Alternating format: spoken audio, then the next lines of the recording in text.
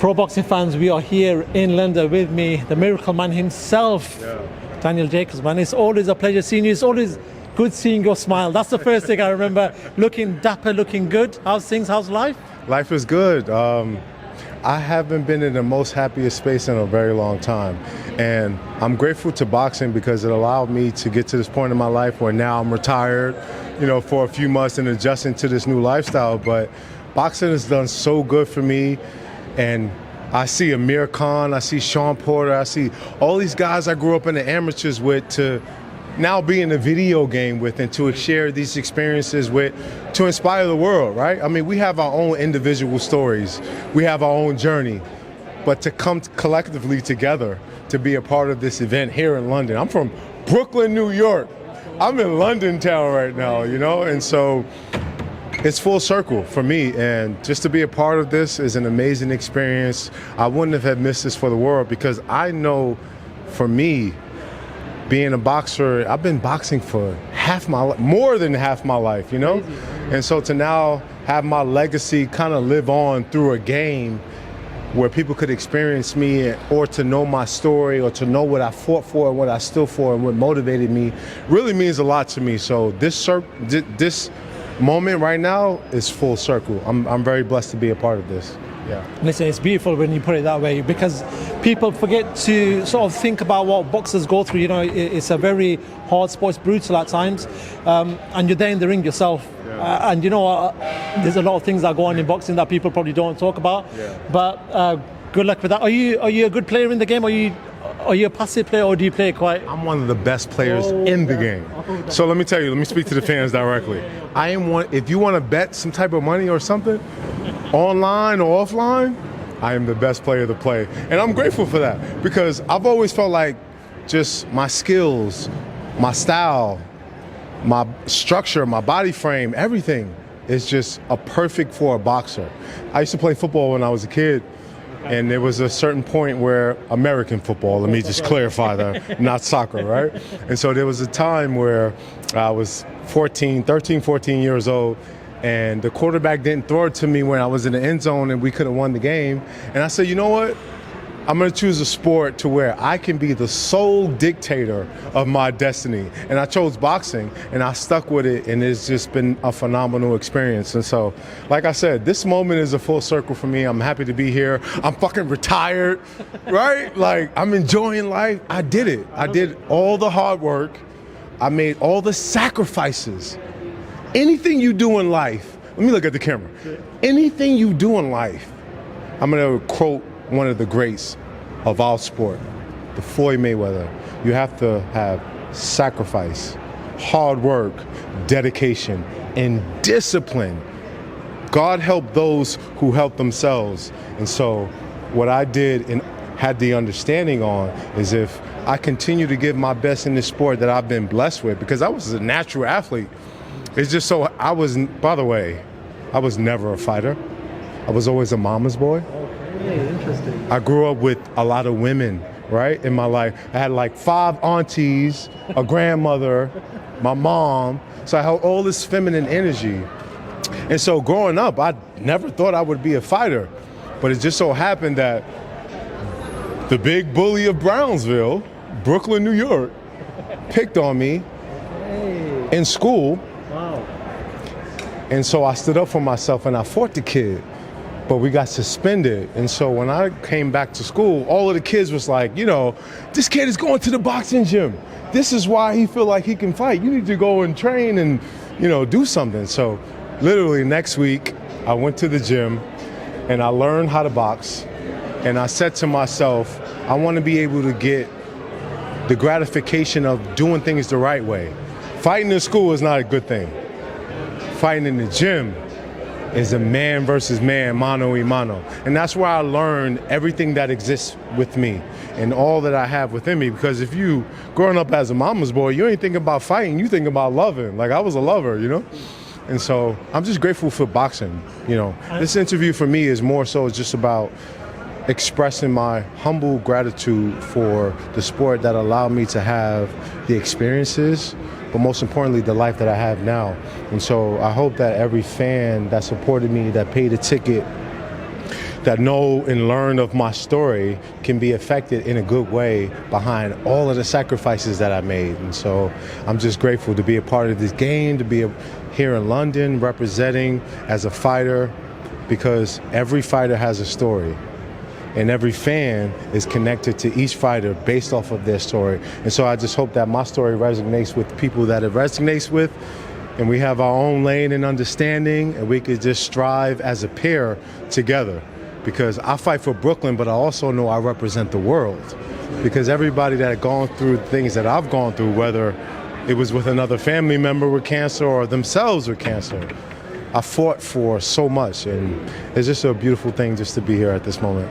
It is, and you talk about sacrifices there. Actually, Gervonta, I can remember Gervonta Tank doing a press conference, and he talks about maybe retiring next year because people don't see the sacrifices that you guys go through. Sure. Whether that's your family, not seeing people, just training, just living that sport that people don't understand.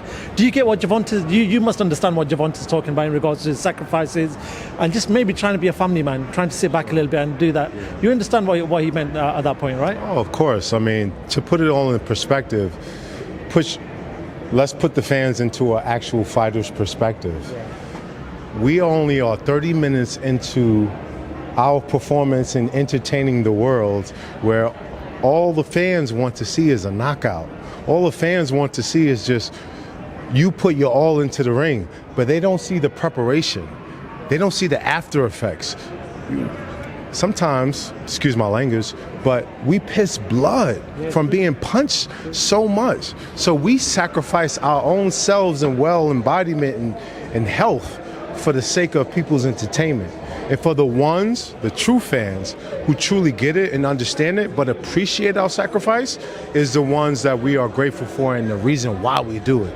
But even the casualties and the people who really don't understand, we appreciate you too, because you keep the steady thing going, I do want to ask you about Canelo and Crawford before I let you go. Two fights actually I need to ask you about.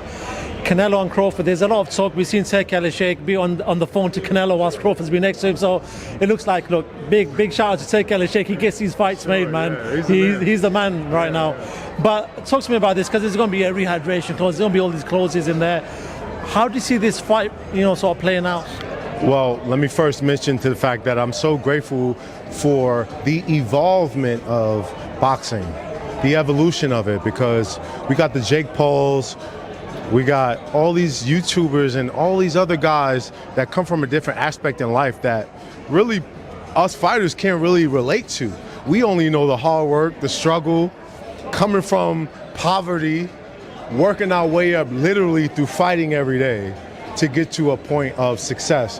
Whereas these and not everyone is a silver spoon, but I'm just trying to make a reference here.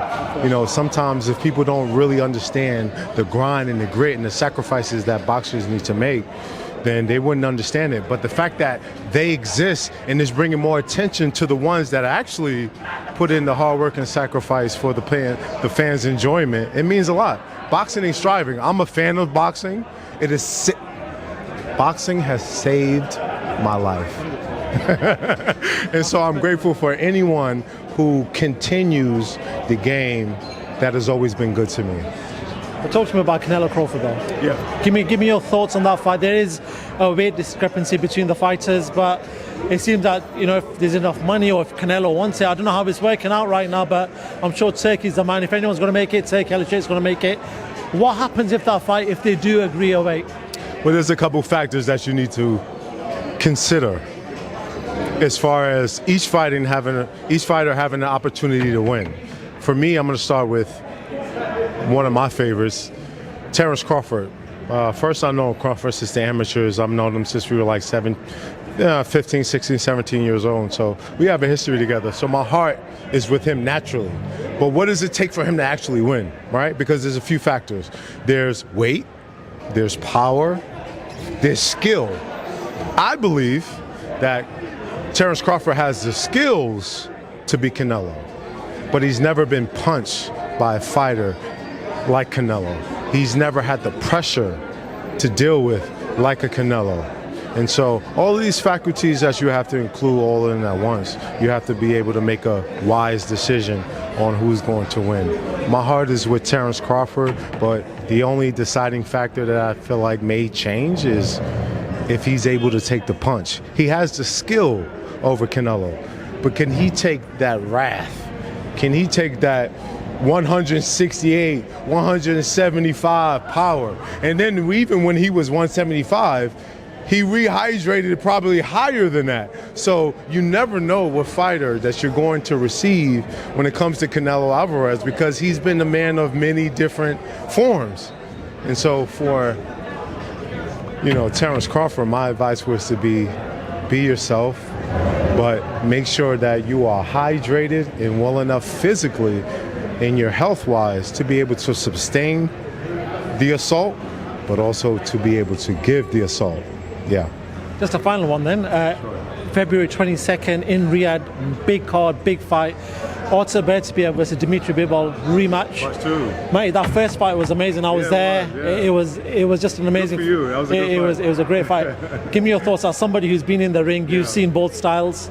How does that rematch in your eyes play out? Well, I've always been the fan because my style of boxing is someone who simulates Bivol.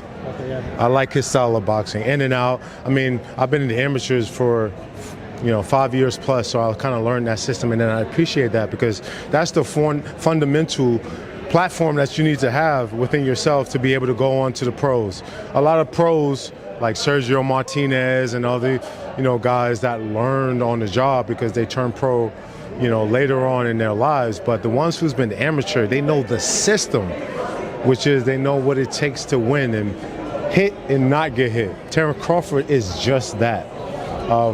Canelo Alvarez is that as well, but I feel like he's a little bit limited when it comes to skill output. That motherfucker talented, don't get me wrong. Usyk, another prime example. So here's where you're able to see, especially as a boxing purist fan, you're able to appreciate the skill, but then there's fighters out there who surpass that because they have other attributions, which is power, which is pressure, which is all these other things. So, my heart is with Terence, but it's a tough challenge, but it'll make him, it'll break him. Cool. Daniel, it's always a pleasure, man. Listen, it's been a great interview. Enjoy your night. There's a lot of people in there who are just having a good time. It is a good time. It is cold, but listen, good luck with everything, man. It's always good chatting to you. It's always good seeing you. It's always good seeing your smile. And we'll speak to you soon, man. So much. Thank you very much.